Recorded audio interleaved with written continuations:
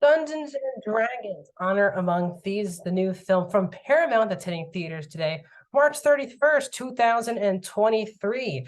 The film's about a group of people, first led by Edgin, played by Chris Pine, who his job is to create plans. Also, his very close friend Holga, played by Michelle Rodriguez. So Simon, played by Justice Smith, who's a telepather who tries to use his magic to help out. And a shapeshifter named Doric, played by Sophia Lillis, as they're on a journey to expose the Lord Forge, played by Hugh Grant, who also has the daughter of Chris Pine's character, Kira, played by Chloe Coleman. Their goal is to give money back to the people of Nevermore while also getting back, I guess, a MacGuffin device that I don't want to spoil for you here. Also, Reggae John Page plays Zank, someone who the group needs for a particular item that they need to use in order to get to the vault with all of the money that Hugh Grant's character has. The film is also directed by John Francis Daly and Jonathan Goldstein, the directors behind Vacation 2015 and 2018's Game Night. They also have writing credits on films like Spider-Man Homecoming, Vacation Friends, and the Horrible Bosses films. The film is 2 hours and 14 minutes and is PG-13. Welcome back to a brand new movie review here on Max Talks Movies. We're talking Dungeons and Dragons: Honor Among Thieves. If you're new to the channel, please subscribe, ring the bell for notifications. I do these types of movie reviews, TV show reviews, movie rankings, and box office breakdown show every week. So please subscribe, ring the bell if you're new to the channel. Comment down below. What are your thoughts of this film? Did it give you, if you've seen it, did it surprise you? Did you like it? Did you not like it? Do you want to see more out of this franchise? If you haven't, if you also didn't like it, tell me why you didn't in a non-spoiler way. Tell me also down in the comment section if you're going to check this one out. Is this one of the films that you're waiting for to hit digital or Paramount Plus? As it's been a very top-heavy month of March. Let me know that what are your thoughts there. And also, please like the video, guys. Helps more than you guys think. Helps the algorithm out so more people who aren't familiar with our channel can join us here on the Max Talks Movies community. So let's get into this movie. Now, coming in, again, I'd never even seen in person a Dungeons and Dragons game. Sadly, I just only know it from Stranger Things. But I was very nervous when the first couple trailers dropped. It just didn't look that good to me. Even though the on-screen and behind-the-scenes people are excellent, it just wasn't a film that just drew my interest. But again, Paramount has been a huge surprise in the movie industry for the last year and a half, obviously getting Top Gun Maverick, but winter after winter, some solid movies. So that got me hopeful. Then out of nowhere, when it debuted over festivals, rave reviews. It's currently sitting at 89%. It's certified fresh on Rotten Tomatoes.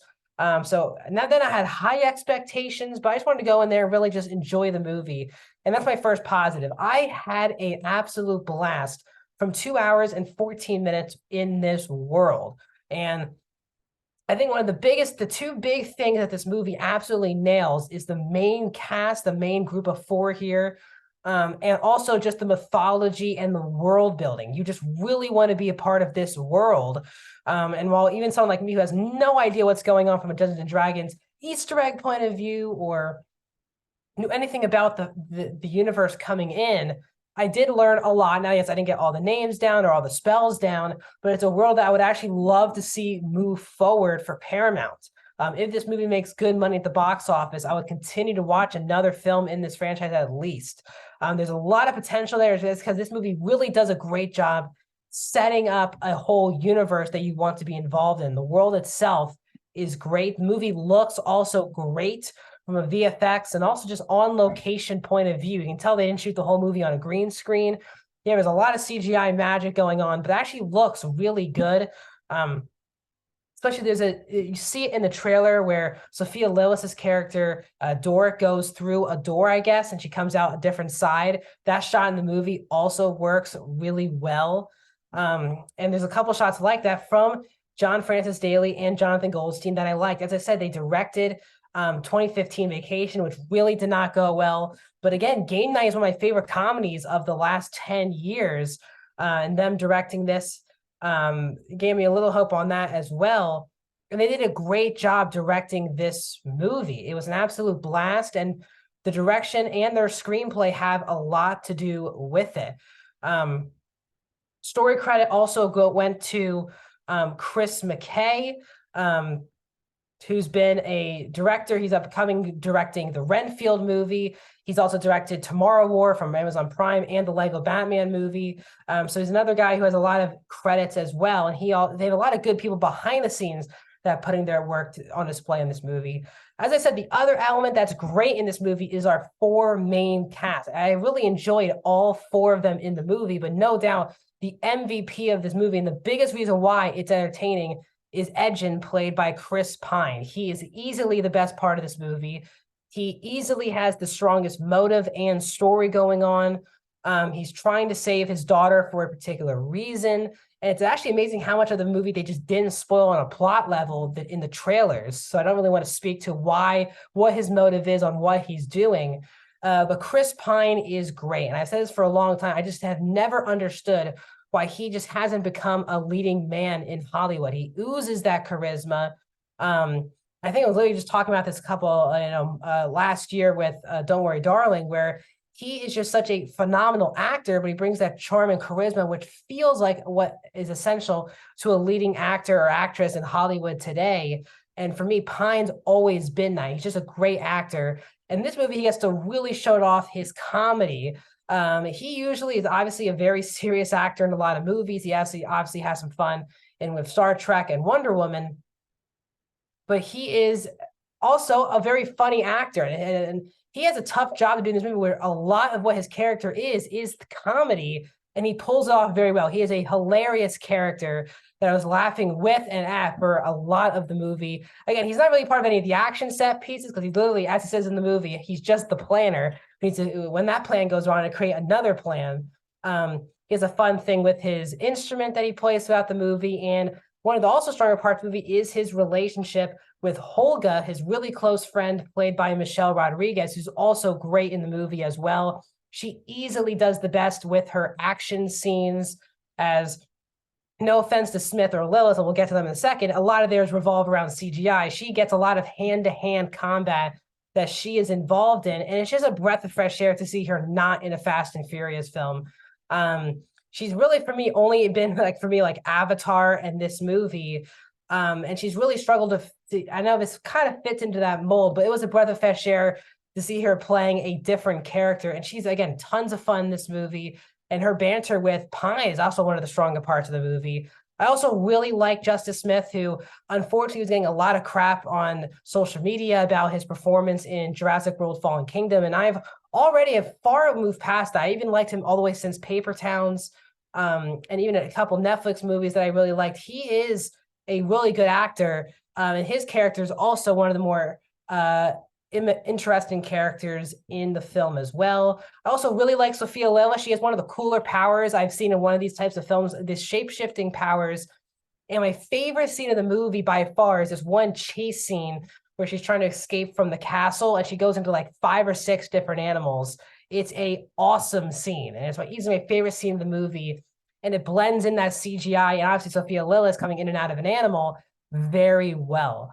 And again, another person who you just don't really see a lot outside of the It franchise, and it's also great to see her also popping up in another movie. Also, Hugh Grant is very entertaining in the very limited screen time he is as Forge, who used to be one of the members of this group that Pine has, but he, when Pine got arrested, took over the world, and he's someone you don't want to trust.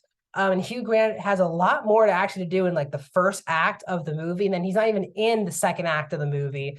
And then he kind of comes back for the third act. But he's a very entertaining, stereotypical, but just over-the-top villain, which I think this movie actually definitely needed as well. So the cast was tons of fun. I also think the comedy just worked. I was laughing throughout the entire film. It's definitely the funniest film I've seen so far this year. And that obviously has to come with Pine, but also a lot of the situations that they're playing. There's a scene where they're talking to a dead corpse, scene that is really funny. There's tons of good comedy to have in this movie.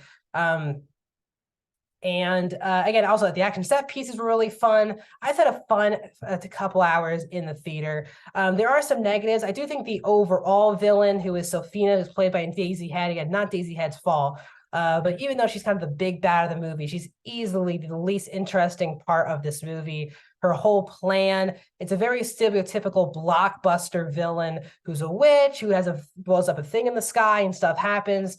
is definitely the most cliche aspect of the movie, and she's easily the least interesting part of the main cast. Another person who sadly wasn't that interesting, I don't want to be a jerk to any child actor, but Chloe Coleman as Kira. And Chloe Coleman has been just getting around in big projects.